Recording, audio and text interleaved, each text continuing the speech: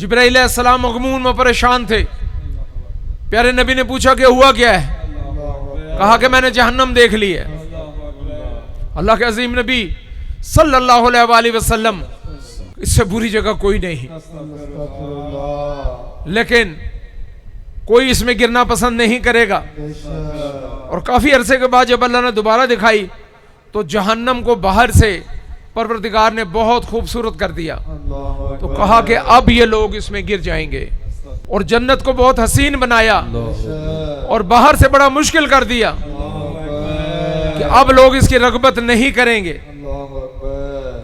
तो मेरे बच्चों, ये आगाही है, ये इल्म है, ये समझ है।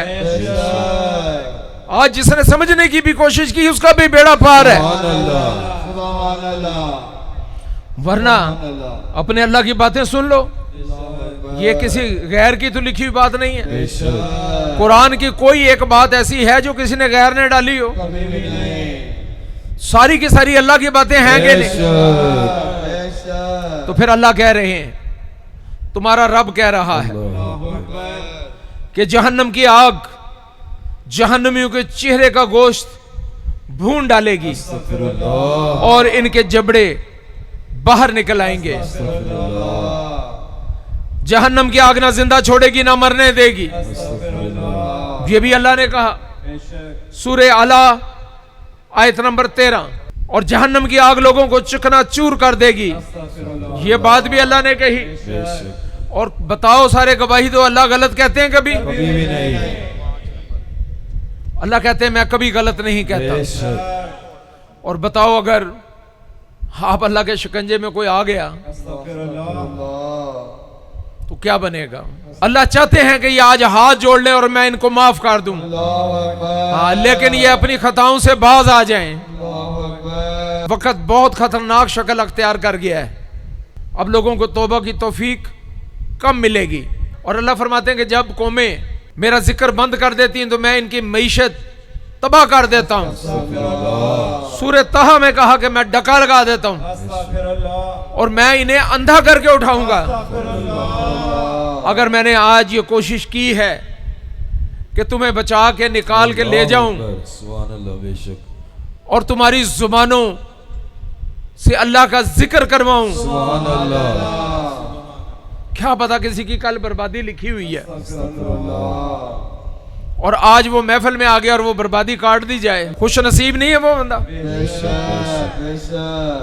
तो मेरे दोस्तों, इस महफिल में आने वाले न्यूजीलैंड से आ गए, इस महफिल में आने वाले अबू ज़ैबी से आ गए, बैरून दुनिया से बड़े बड़े ज़ौक़ और शौक वाले चले आए जिनकी यहाँ जिंदगियां बदली हैं।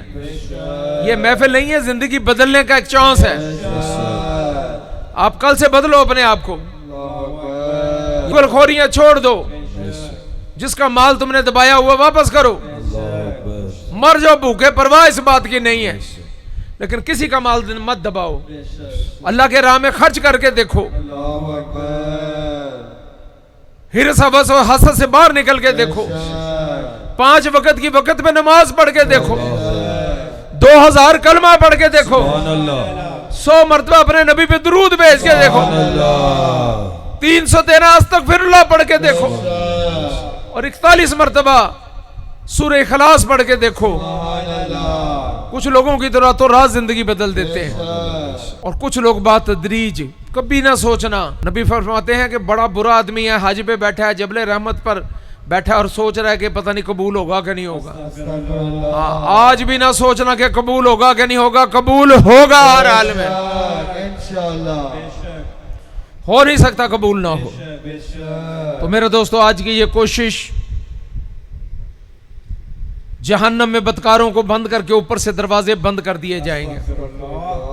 अगर आज की महफिल तुम्हारे लिए रिहाई का सबब बन जाए, आज की महफिल खैर बन जाए तुम्हारे लिए, आज तुम यहाँ बैठे ना, तुम्हारे बाप दादों को भी वहां से जहन्नम से निकाल दो।